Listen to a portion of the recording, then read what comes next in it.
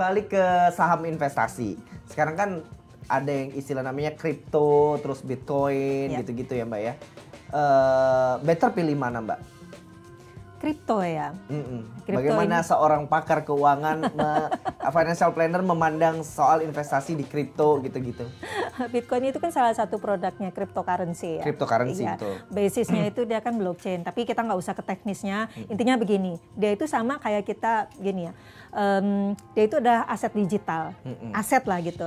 Aset itu ada misalnya aset pasar modal yaitu saham sama obligasi, ada juga aset berupa fisik, emas. Tapi sekarang emas juga ada aset digitalnya, jadi kita bisa beli emas tapi nyimpen nilainya aja. Dan ada juga aset digital berupa cryptocurrency itu. Salah satu jenisnya adalah Bitcoin. Ya. Nah Bitcoin ini sebenarnya kurang lebih karakteristiknya. Karakteristiknya itu dia tidak memberikan pendapatan tetap ya. Jadi nggak bisa kita beli Bitcoin kemudian kita mengharapkan tiap bulan kita dapat untung gitu. Dia ngasih duit ke kita gitu kayak deposito tidak. Dia itu hampir seperti kalau kita beli US dollar Dia itu seperti kayak kita beli saham ya. Jadi harganya itu bisa naik turun.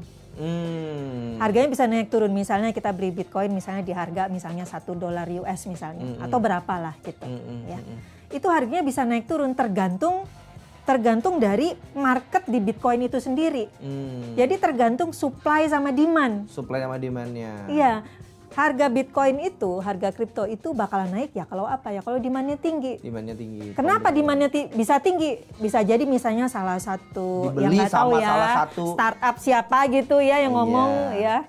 Seorang dibeli yang sama Elon Musk tiba-tiba. Gitu kan. Nah itu kan Oji ya, tahu ya siapa ya.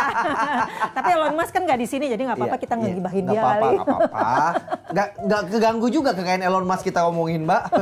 Nggak ngaruh ya. Nggak ngaruh. Ya, jadi dia begitu ngomong aja, itu jadi sifatnya itu sangat sensitif terhadap emosi pasar. Emosi pasar itu siapa ya? Kita inilah para investor. Jadi sangat sensitif. Jadi masih kalau saya lihat di cryptocurrency itu, Bitcoin dan teman-temannya itu, dia memang masih sangat fluktuatif begitu ya. Nah, hanya saya lihat begini, itu ada investasi yang maksudnya di masa depan mau nggak mau kita memang perlu memahami. Jadi kalau saya memotivasi kepada teman-teman milenial dan Gen Z, alokasikan sejumlah tertentu untuk belajar. Untuk belajar apa? Belajar kripto. Kita investasi juga nggak gede-gede banget sih. Gitu. Yang sering kali bikin rugi itu adalah kalau kita